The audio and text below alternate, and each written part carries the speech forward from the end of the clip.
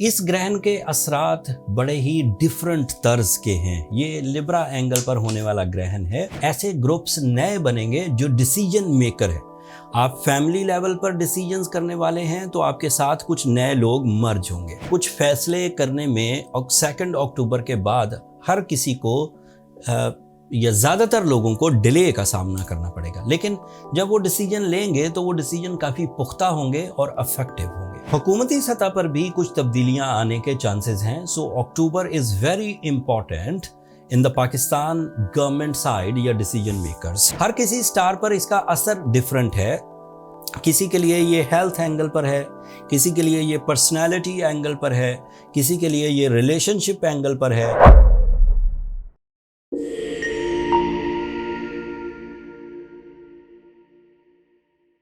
अस्सलाम वालेकुम दोस्तों, मैं हारिस अज़मी प्रोफेशनल एस्ट्रोलॉजर आपकी खिदमत में हाजिर हूँ एक यूनिक इवेंट की एस्ट्रोलॉजिकल डिटेल्स के साथ। अक्टूबर का पहला ही हफ्ता सूरज ग्रहण आएगा एंड ये सूरज ग्रहण काफ़ी इम्पॉर्टेंट है। सूरज ग्रहण हमेशा ही इम्पॉर्टेंट होता है because of their astrological results and impacts. मैं 25 साल हो गए एस्ट्रोलॉजी करते हुए। मैंने तकरीबन 50 सूरज ग्रहण देखे एंड इन सूरज ग्रहणों को हमेशा ही हम रीड करते रहते हैं कि सूरज ग्रहण के बाद वाले कुछ दिन या कुछ हफ्ते कैसे असरात डालते हैं इंसानी ज़िंदगी पर। एरीज से लेकर पाइसियन तक हर तरह के असरात आएंगे। वो तफसील मैं अभी वीडियो के दरमियान बयान करूँगा, लेकिन पहले इसकी विजिबिलिटी पर बात कर ली जाए। पाकिस्तान में ये सूरज ग्रहण नज़र नहीं आएगा। सिर्फ 2 ममालिक ऐसे हैं या उनसे मुल्हिका ममालिक ऐसे हैं जिनमें ये पूरा ग्रहण होगा। उनमें से एक अर्जेंटाइन है और दूसरा चिली। ये दोनों ऐसे ममालिक हैं या इनके इर्द गिर्द के लोग जो पूरा चांद ग्रहण देखेंगे। बाकी कुछ ममालिक में ये पार्शल होगा, जुज़वी ग्रहण। उनमें ब्राज़ील है, यूनाइटेड स्टेट्स, ऑल स्टेट्स, उसमें भी जुज़वी ग्रहण है एंड न्यूजीलैंड, वहाँ पर भी जुज़वी ग्रहण है। पाकिस्तानी टाइम के मुताबिक 8:42 पर यह ग्रहण शुरू होगा शाम के वक़्त, और सूरज नहीं होगा। ज़ाहिर बात है मगरिब के बाद ही सूरज गुरूब हो जाता है, तो पाकिस्तान में ये नज़र नहीं आएगा। बहरहाल इसका दौरानिया काफ़ी लंबा है। ये 3 अक्टूबर की रात, मतलब 12 बजे के बाद जब 3 अक्टूबर शुरू हो जाएगा तब तक 2:47 मिडनाइट के बाद भी सहरी के टाइम तक चलेगा। मैक्सिमम होगा ये 11:45 पर। अभी 2 अक्टूबर का टाइम ही चल रहा होगा जब ये मैक्सिमम होगा। क्योंकि पाकिस्तान में नज़र नहीं आएगा, इसलिए वो जो मजहबी नौइयत की ड्यूटीज़ होती हैं वो बहरहाल पाकिस्तान में तो लागू नहीं हैं। बाकी जिन ममालिक में मुसलमान इस ग्रहण को अपनी आँखों से मुशाहिदा करें वो बहरहाल ज़रूर नमाज आयत पढ़ें। इस ग्रहण के असरात बड़े ही डिफरेंट तर्ज के हैं। ये लिब्रा एंगल पर होने वाला ग्रहण है। इसके असरात में जो अमूमी तर्ज के असरात हैं उनमें नई ग्रुप फॉर्मेशंस होंगी। ज़्यादातर ऐसे ग्रुप्स नए बनेंगे जो डिसीजन मेकर है। आप फैमिली लेवल पर डिसीजंस करने वाले हैं तो आपके साथ कुछ नए लोग मर्ज होंगे। आप कंपनी लेवल पर डिसीजंस लेने वाले हैं, फर्म या जहां पर आप काम करते हैं कुलीग्स के साथ, तो नए डिसीजंस होने के चांसेस हैं and in the positive way, not in a negative way. हुकूमती सतह पर भी कुछ तब्दीलियां आने के चांसेस हैं। So October is very important in the Pakistan government side या डिसीजन मेकर्स। कवानीन में नई तब्दीलियाँ, हुकूमती नए ग्रुप्स या फिर नई डिसीजन स्ट्रैटेजीज़ एक्सपेक्टेड है। उससे मईशत भी बेहतर होगी। अवामी उमंगों को अवामी उमंग या अवामी ख्वाहिशात उस पर भी पूरा उतरने के चांसेस बनेंगे। जो लोग अपनी जॉब से या अपनी सोर्स ऑफ इनकम से खुश नहीं हैं, अच्छे चल रहे हैं लेकिन खुश नहीं हैं, उनकी जॉब स्विचिंग भी, नए सोर्स ऑफ इनकम अपॉर्चुनिटीज़ भी एक्सपेक्टेड होंगी। ये ओवरव्यू था चांद ग्रहण, सूरज ग्रहण का। इससे नई पार्टनरशिप्स इख्तियार होना, नई रिलेशनशिप्स की तरफ जाना, वीक रिलेशनशिप में कुछ डिस्टर्बेंसेस महसूस होना, ये भी पॉसिबिलिटीज़ है। इनफरादी इम्पैक्ट इस नौइयत के आएंगे कि कुछ फैसले करने में और 2 अक्टूबर के बाद हर किसी को या ज़्यादातर लोगों को डिले का सामना करना पड़ेगा, लेकिन जब वो डिसीजन लेंगे तो वो डिसीजन काफ़ी पुख्ता होंगे और अफेक्टिव होंगे। हर किसी स्टार पर इसका असर डिफरेंट है।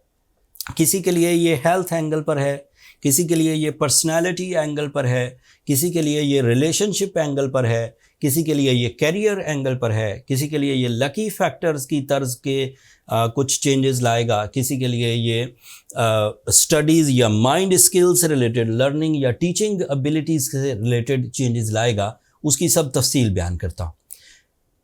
मैं क्योंकि एक एस्ट्रोलॉजर हूँ तो मेरा ज़्यादा एम्फेसाइज एस्ट्रोलॉजिकल रूल्स के मुताबिक है।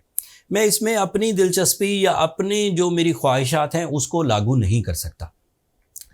मेरे एतबार से हर ही किसी को मोहतात रहना चाहिए और अपनी अंदर आने वाली पॉजिटिव भी और नेगेटिव चेंजेस को भी रीड करना चाहिए ताकि डिसीजंस अच्छे अंदाज से लिए जा सकें।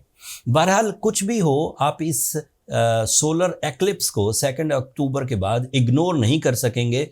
चेंजेस बहरहाल आएंगी। अब शुरू करते हैं कि एरीज से लेकर पाइसियंस तक इसके असरात किस नौइयत के हो सकते हैं। एरीज के लिए ये 7th एंगल पर अपीयर होगा। 7th angle is a angle of life partnership and business partnership. 7th angle is a angle of your feelings, your romance या योर रिलेशनशिप्स। अब ग्रहण बिल्कुल अगेंस्ट है। आप लेट्स से आप 1st एंगल पर हैं तो बिल्कुल इसके अगेंस्ट है।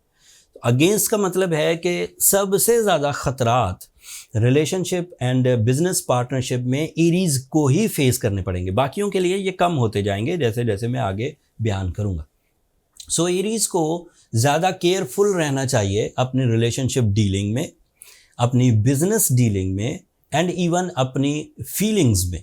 अगर उन्हें इरिटेशंस फील हों, वो डिसीजंस लेते हुए अपने अंदर कुछ एंगर महसूस करें तो उसको कंट्रोल करने के लिए अपनी विल, अपने इरादों की ताकत को इस्तेमाल करें। कुछ रेमेडीज़ मैं बहरहाल बयान करूंगा एंड पर, जो इस ग्रहण के नेगेटिव इम्पैक्ट्स को दूर करने में बहुत सहूलत देंगी आपको। सो एरीज आपको सोलर सिस्टम में सबसे ज़्यादा कंडीशन ट्रबल मेक कर सकती है, तो आप ध्यान करिए। टॉरियंस के लिए ये 6th एंगल पर है। 6th angle is a angle of physical health. 6th angle is a angle of mind skills. 6th angle is a angle of your performance stamina, daily work या फिर आपकी जो ऑर्गन परफॉर्मेंसेज हैं इनमें कुछ ज़ोफ आ सकता है। ये 4th एंगल का रिप्रेजेंटेटिव भी है आपके लिए। तो जब ये ग्रहण की शक्ल में होगा तो एक तो आपका कंफर्ट जो ज़िंदगी में या इन दिनों घर में आपके साथ एक इत्मीनान चल रहा है उसमें बहरहाल थोड़ी कमी देखने को मिलेगी। थोड़ी कमी, not on the disaster level but on the pinching level. थोड़ी तो चुटकियाँ आएंगी एंड उसको आपको समझ कर चलना चाहिए। उसके लिए आपको अपने इरादों को, अपने स्पिरिचुअल बिलीव्स को और कुछ रेमेडीज़ को इख्तियार करना चाहिए और रेमेडीज़ मैं एंड पर दे दूँगा। जेमिनाइज के लिए ये 5th एंगल पर है and it is important angle. 5th angle is a angle of deal making, it is a angle of education, it is a angle of public dealing, it is a angle of some new connections. फिर ये आपके 3rd angle का भी representative है। तो जब ग्रहण होगा तो आपकी फैमिली वेलफेयर वाले प्लान थोड़ा लेट हो सकते हैं। ब्लड रिलेशंस और आपके दरमियान थोड़ी सी नाइत्तफाकी का अंदेशा है, लेकिन इन चीज़ों को बहुत आसानी से कवर किया जा सकता है। जिन लोगों ने ज़िंदगियां गुजारी होती हैं एक दूसरे के साथ, एक दूसरे को समझकर, एक दूसरे से प्यार का इजहार करके, कुर्बानियां देकर, उनके ऊपर 5-6 दिन या 10-12 दिन का कोई इवेंट बड़ा इम्पैक्ट नहीं डालता। लेकिन 10-12 दिन भी क्यों तकलीफ से गुजारें जबकि उससे पहले ही आपको ये अंदाज़ा हो जाए कि इस तरह की प्रॉब्लम्स आ सकती हैं और आप उसे डील भी कर सकते हैं। सो अक्लमंदी का तकाजा यही है कि इसे अच्छे अंदाज से कुर्बानी देते हुए या सही फैसले लेते हुए या टाइम को थोड़ा डिले करते हुए अपने आप को स्टैब्लिश रखें, रिलेशन की साइंस को स्टैब्लिश रखें। कैंसेरियंस के लिए ये 4th एंगल पर है एंड कैंसेरियंस का ये कैरियर या सोर्स ऑफ इनकम से रिलेटेड भी प्लैनेट है सूरज। ये सेकंड एंगल को रिप्रेजेंट करता है कैंसेरियंस के लिए। तो fourth angle is your comfort of life, fourth angle is your blissful achievements, ऐसे काम जो आप पूरे कर गए हैं एंड उनके सम्राट भी आपके पास आ गए हैं, उन पर भी नज़र रखिए, कहीं कोई साजिश, कहीं कोई लेग पुलिंग, कहीं कोई इल्ज़ाम तराशी, कहीं कोई इंसल्ट आपकी उस अचीवमेंट को डिस्ट्रॉय ना कर दे। इसलिए उन दिनों ज़रा ज़्यादा एहतियात बरती जाए। जो काम आपने फिनिश कर लिए हैं उन कामों पर पहरा दीजिए, उन कामों की सिक्योरिटी मजबूत करिए, मटीरियली भी एंड नॉन मटीरियली भी। ल्यूज के लिए ये थर्ड एंगल पर होगा, लिब्रा एंगल पर है ये ग्रहण एंड उनके तो फर्स्ट एंगल का रिप्रेजेंटेटिव भी है। तो ल्यूज को कुछ इस तरह के अंदेशे हो सकते हैं on the behalf of my observation and opinion कि उनको कुछ नए कवानीन का सामना करना पड़ सकता है। कुछ दिनों के लिए वो आइसोलेटेड फील करेंगे, लोग उन्हें लगेगा कि लोग उनका साथ नहीं दे रहे, उनके कुलीग्स, उनके रिलेटिव्स, उनके दोस्त उनका साथ नहीं दे रहे। लेकिन ये कुछ दिनों की सिर्फ फीलिंग्स हैं, हमेशा नहीं चलेंगी। अगर इन कुछ दिनों की फीलिंग्स को आप इग्नोर करें या ट्रीट करें तो बाकी दिन फिर ऑटोमेटिकली अच्छे हो जाएंगे इंशाल्लाह। एंड दूसरा, आपको थोड़ा सा मोहतात रहना चाहिए फैमिली यूनिटी के लिए, उसमें किसी भी तरह का रखना हो तो उसे अक्लमंदी से कवर करिए। वर्गोस के लिए ये सेकंड एंगल पर होगा। तो वर्गोस भी एरीज की तरह ज़्यादा ट्रबल में आ सकते हैं क्योंकि second angle is a angle of source of income and that is 60% of your life. Source of income में अगर किसी तरह की अनस्टेबिलिटी ऑलरेडी चल रही है तो उसके ट्रिगर होने के चांसेस हैं। अगर आपके कनेक्शंस अपने कुलीग्स के साथ, अगर आपके कनेक्शंस अपने कस्टमर्स के साथ, अगर आपके कनेक्शंस आपके बॉसेस के साथ पहले ही डिस्टर्ब हैं तो उसमें अंदेशा है कि मज़ीद डिस्टर्बेंसेस बढ़ सकती हैं। बट ये तो न्यूज़ अब आपको मिल चुकी इवेंट आने से पहले ही। अगर आप उसे मैनेज करें तो कोई मुश्किल नहीं होगी, आप आराम से मैनेज कर जाएंगे। एंड मैनेज करने के लिए जो ग्राउंड एफर्ट्स हैं, जो ह्यूमन पॉसिबिलिटीज़ हैं, वो तो ज़रूर इख्तियार करें। साथ में जो रेमेडी वीडियो के एंड पर दूंगा उसको भी इख्तियार करिएगा। लिब्रा के लिए ये फर्स्ट ही एंगल पर है। सो ये हैरान कुन वे में लिब्रा पर्सनैलिटी के लिए कुछ पॉजिटिविटीज़ लाएगा। ऐसी पॉजिटिविटीज़ के ऐसे लिब्रा जो कानूनी पेचीदगियों में फंस चुके हैं, ऐसे लिब्राज जो किसी तरह की इंसल्ट में फंसे हुए हैं, जो किसी तरह के कर्जे में फंसे हुए हैं, जो किसी तरह की सेल्फ डिस्ट्रक्शन, खुद ही अपने आप को किसी वजह से ज़ाया कर रहे हैं, उसमें उनके लिए एक नई थिंकिंग पैदा होगी, उनकी सोच टूटेगी, उनके इरादे बदलेंगे, उनके कवानीन में चेंजेस आएंगी और वो उनके लिए पॉजिटिव साबित होंगी और इस पॉजिटिविटी से वो अपनी खोई हुई साख बहाल कर सकेंगे, बुरी आदतों पर काबू पा सकेंगे एंड फिर उस तरह के दीगर फ़ायदे, जब बुरी आदतों पर काबू पा लिया गया तो आप अपना 100% दे सकेंगे with your own plans and successes आपके साथ साथ होंगी। सबसे लीस्ट लॉस या सबसे लीस्ट ट्रबल स्कॉर्पियोज को होगी क्योंकि उनके ये 12th एंगल पर है। लिब्रा के बाद अब जितने भी प्लैनेट आते हैं, स्कॉर्पियोज, सैजिटेरियन, कैप्रिकॉर्नियन, एक्वेरियस, उनके लिए ये कम डैमेजिंग होगा।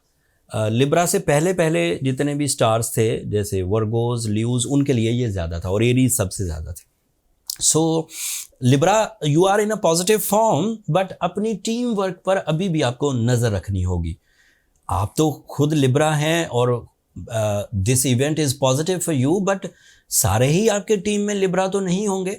सो उनके ऊपर जो इम्पैक्ट्स आएंगे वो अपनी सोच के मुताबिक आपका साथ निभाएंगे। कोई निभाएंगे, कोई साजिश करेंगे, कोई साथ नहीं निभाएंगे। इसलिए टीम वर्क वाले परफॉर्मेंसेस में आपको भी एहतियात बरतनी होगी Libras, but individually you are going good. Scorpios के लिए 12th एंगल पर है, you are on least level.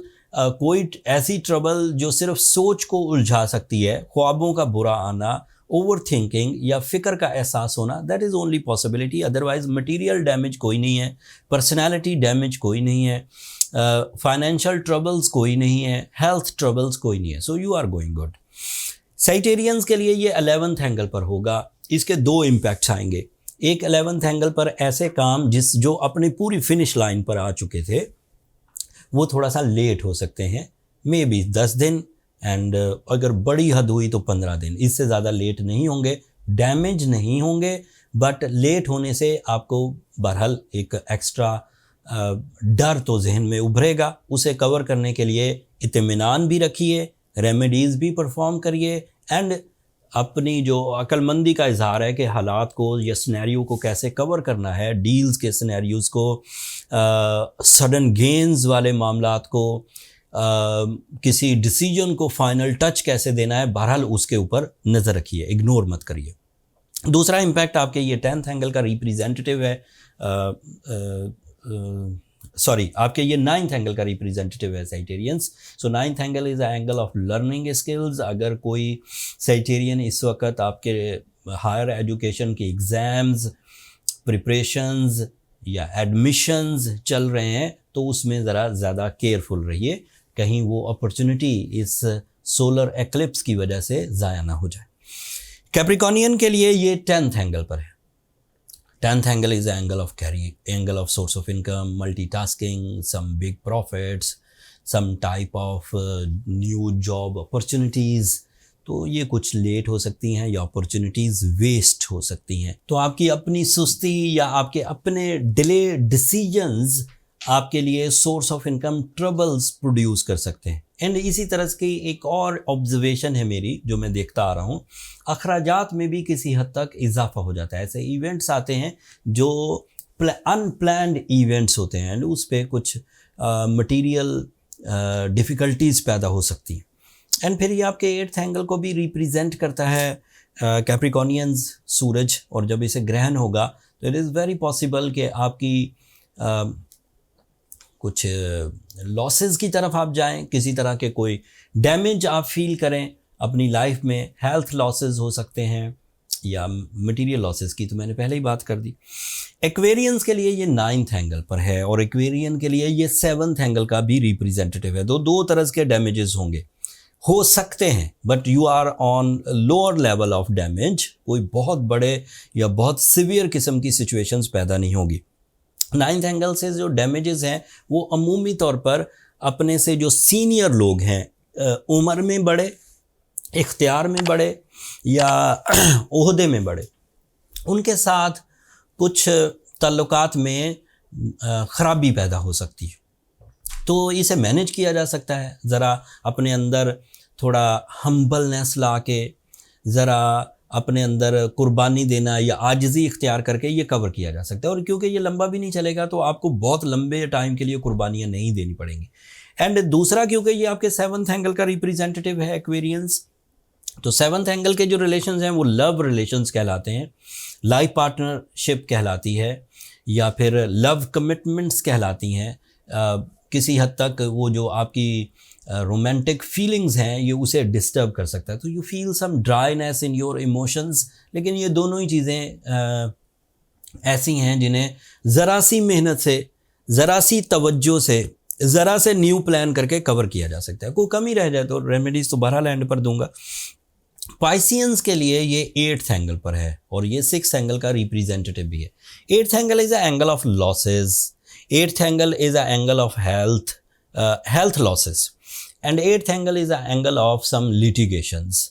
अगर कोई पाइसियन इस वक्त बगैर किसी कर्जे के, बगैर किसी हेल्थ क्राइसिस के, बगैर किसी कानूनी पेचीदगी के चल रहे हैं तो उन्हें कोई ज़्यादा परेशान होने की ज़रूरत भी नहीं। ऐसा नहीं है कि इन अ सिंगल डे ग्रहण होते ही आप पर मुकदमे खड़े हो जाएंगे या आप कर्जदार हो जाएंगे। बट ऐसे पाइसियंस जो ऑलरेडी किसी कॉम्प्लिकेशन में हैं, किसी कोलिजन में चल रहे हैं, कोई तसादुम है उनकी ज़िंदगी में, कंपटीशन है उनकी ज़िंदगी में, एंड उसका लेवल यहाँ तक पहुँच गया है कि आप उसे कवर नहीं कर पा रहे और मामला कानून या मुकदमे तक जाएगा, तो वो ज़रा ध्यान करें 8-10 दिन, ताकि चीज़ें कवर ही हो जाएं बजाय इसके कि वो बहुत उलझें। एंड दूसरा, क्योंकि वो आपके 6th एंगल का रिप्रेजेंटेटिव है, that is your physical health, तो अपनी हेल्थ का भी ध्यान रखिए। स्पेशली सूरज जो है ये माइंड स्किल्स का प्लैनेट है, तो जहनी हेल्थ, नफ्सियाती हेल्थ का ज़रा ज़्यादा ध्यान रखें। मैंने इम्पैक्ट सारे ही स्टार्स पर किस नौयत के होंगे उसका आपको तशरीह बयान कर दी। ये वो ऑब्जर्वेशन थी जिसको हमने बहुत सारे लोगों पर देखा, कई सालों तक देखा और कई केसेस में देखा। तो अब ये काफ़ी रिलायबल किस्म की इन्फॉर्मेशन है, इसे सतही बातें नहीं कहा जा सकता, ये ड्राइंग रूम टॉक नहीं है। एज अ प्रोफेशनल ये जितनी भी मैंने बातें बोली ये ऑब्जर्वेशन सी, एक्सपीरियंसेस से, इन्हें जिस हद तक हो ह्यूमनली आप कवर कर सकते हैं। ह्यूमन पॉसिबिलिटीज़ बहुत बड़ी हैं और इम्पैक्ट ऑफ सोलर एक्लिप्स छोटा है, आप इसको कवर कर सकते हैं। लेकिन कोई लोग, कोई भी नेचर का आदमी सम टाइम हालात की कशीदगी से ज़रा उलझ जाते हैं एंड फिर रिकवर नहीं कर पाते। ऐसी कंडीशन में सूरह शम्स पढ़ना 5 दफ़ा एक दिन में और 2 अक्टूबर को सफ़ेद रंग की चीज़ खैरात करना आइडियल रहेगा। इन होल डे फजर से लेकर मगरिब तक किसी वक्त भी खैरात की जा सकती है, ग्रहण मगरिब के बाद ही है। एंड साथ में सूरह शम्स पढ़ ली जाए 8:42 से लेकर रात 2:47 के दरमियान किसी वक्त भी 5 टाइम्स, तो that is more than enough. उससे स्पिरिचुअल स्टेबिलिटी भी आ जाएगी, उससे ये एस्ट्रोलॉजिकल ट्रबल्स भी रिपेयर हो जाएंगी and you feel positivity. And next day जब सूरज तुलू होगा तो आपके लिए बेनिफिशरी ही होगा इंशाल्लाह। ये ट्रू किस्म की एक्सप्लेनेशंस थी, अफेक्टिव टाइप की, ऑब्जर्वेशन टाइप की। अब इसमें जो मेरे दीगर मैंने देखा पिछली वीडियो में भी, जब चांद ग्रहण 18 सितंबर को हुआ था तब भी मैंने बयान किया, वो जो बातें लिखी होती हैं कि खूनी ग्रहण होगा, दुनिया में साया छा जाएगा, हुकूमतें गिर जाएंगी और तबाही और बर्बादी और इस ग्रहण के असरात अगले 200 साल तक रहेंगे, सब स्टूपिड बातें, नॉनसेंस। सो मेरा जो मैंने बातें बयान की हैं ये वो जनरल सी बातें हैं जो अमूमी रिजल्ट्स में देखी गई। सो है ये अल्लाह ताला की एक निशानियों में से एक निशानी, लेकिन क्योंकि ये हमारी तरफ नज़र नहीं आएगी इसलिए जो मजहबी नौयत के इक़दामात हैं वो हम अगर रुके भी रहें तो कोई प्रॉब्लम नहीं है, बट अगर आप करना चाहें तो आपके अपने अकायद हैं। मैं आपके अकायद में घुसने की कोशिश नहीं कर रहा हूँ, आपकी अपनी मर्ज़ी है, आप जैसे भी अपनी लाइफ को परफॉर्म करें। आखिर पर एक बात, तमाम ही एस्ट्रोलॉजिकल इवेंट्स एक आयत पर डिपेंड करते हैं। हमने दिन और रात को निशानी बनाया, ये एस्ट्रोलॉजिकल इवेंट है। दिन का तुलू होना एक पावरफुल ऑब्जर्वेशन है। पूरा अंधेरा, काला आसमान, काली ज़मीन, हर तरफ कालख, लेकिन एक किरण सूरज की फूटती है और सारा दिन सफ़ेद और चिट्टा, हर तरफ सफ़ेदी नज़र आती है। ये अल्लाह की निशानियों में से है। सो ये मेरी टोटल ऑब्जर्वेशन थी दोस्तों, जो मैंने इस सूरज ग्रहण से related as professional astrologer observe की और 1 बाय 1 हर प्लैनेट पर, हर स्टार पर इसका क्या असर आएगा वो तफसील बयान की। उम्मीद करता हूँ ये तफसील आपको पसंद आएगी। इन रेमेडीज़ को परफॉर्म करके आप नेगेटिव इम्पैक्ट से बच सकेंगे, और जब आप इन नेगेटिव इम्पैक्ट से बच रहे हों तो अल्लाह का शुक्र तो ज़रूर अदा करिए। अपनी दुआओं में मुझे और मेरी टीम को भी ज़रूर याद रखिए एंड चैनल को भी ज़रूर सब्सक्राइब कर लीजिएगा। आपकी सब्सक्रिप्शन हमारी हौसला अफजाई की वजह बनती है। अगले हफ्ते तक के लिए इजाज़त दीजिए। अल्लाह ने